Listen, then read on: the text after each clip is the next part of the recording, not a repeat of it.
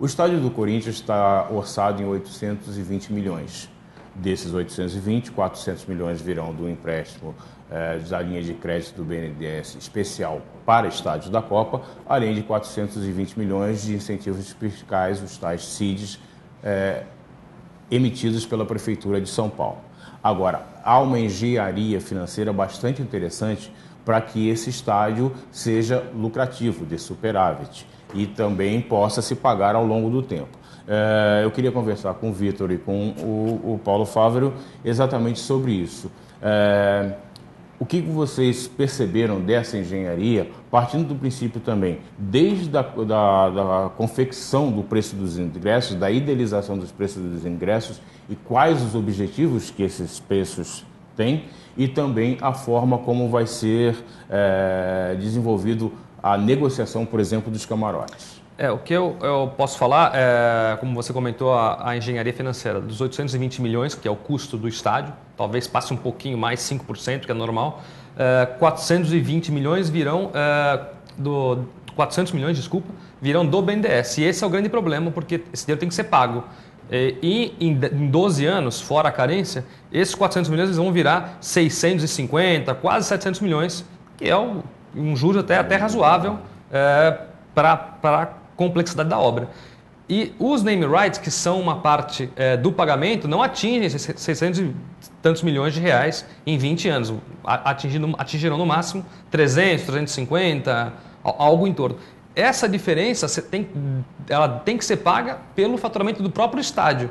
E aí que o clube acha que consegue, como nós conversamos com o ex-presidente André Sanches, que é o atual, que coordena a obra do Itaquerão, e com o arquiteto, que todo o planejamento do estádio foi para que ele fature cerca de 150 milhões de reais por ano, fora a bilheteria. E como faturaria isso?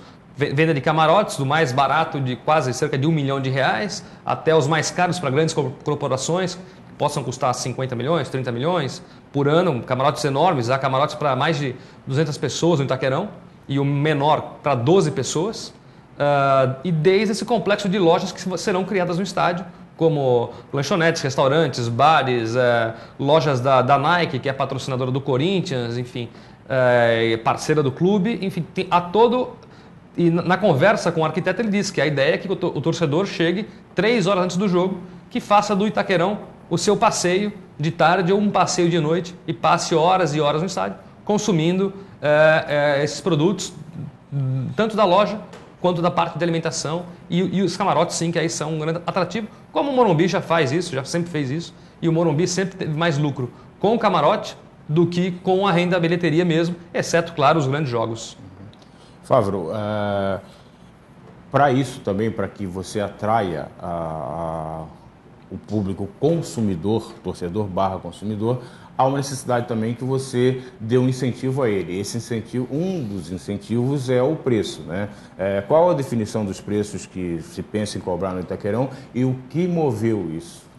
Na realidade, o projeto do estádio ele foi pensado de forma que uma parte luxuosa, VIP ou cara do estádio bancasse o subsídio para ter ingresso popular. Então, assim, conversa com o André Sanches, com o arquiteto Aníbal Coutinho, eles confessaram que 45% do estádio é popular, com ingressos que eles imaginam hoje partindo da casa dos R$40. Isso sem contar desconto para estudante ou fiel torcedor, que é do programa de sócio torcedor Corinthians. E aí teria ingresso na faixa de R$40, R$50 até R$70, no lado que é menos luxuoso do estádio. E no outro lado, o ingresso pode ser a perder de vista. Porque tem locais que são camarotes exclusivos, com mezanino, bar, entrada separada, estacionamento, elevadores, escada rolante, uma série de mimos, cadeiras confortáveis. E uma concepção que eles têm muito clara é que, assim, o torcedor que paga caro, ele não quer pagar caro para ver estádio vazio. Ele quer pagar caro para ver o estádio cheio, quer ver a Gaviões lá, quer ver o torcedor fazendo festa. Então isso faz toda a diferença. A estimativa deles é que nos próximos 2 a 3 anos que o estádio for inaugurado, ele vai estar sempre cheio. Ou seja, não vai ter lugar sobrando, porque todo mundo vai conhecer a nova casa do Corinthians. E essa ideia também faz com que os caras não percam o jeito, o estilo da torcida, que é considerada popular, mas também consigam arrecadar dinheiro por causa disso. E que ficarão atrás dos gols, as torcidas populares, as organizadas, como chamam, atrás dos 2 gols é o espaço destinado a esses torcedores.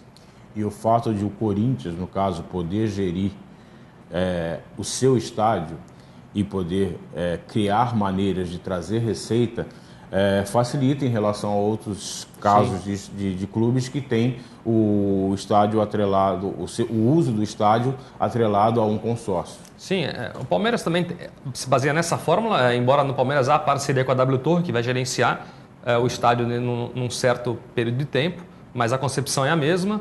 E é diferente aí, claro, como você disse, de estádios que eram públicos, foram reformados, reconstruídos e foram entregues a consórcios privados para gerir as arenas, como o caso do Maracanã e do Mineirão, que no caso os consórcios negociam com o Fluminense, com o Flamengo, com o Atlético Mineiro, então é um pouco diferente, tanto que a final da Libertadores houve a renda recorde na história do país de 14 milhões, a maior parte dela proveniente dos camarotes, só que o Atlético Mineiro lucrou muito pouco desses 14 milhões, aí, porque a administradora, a Minas Arena, ficou com a maior parte dessa receita. Isso, o Corinthians espera que com ele isso não aconteça, ele que vai gerir o estádio.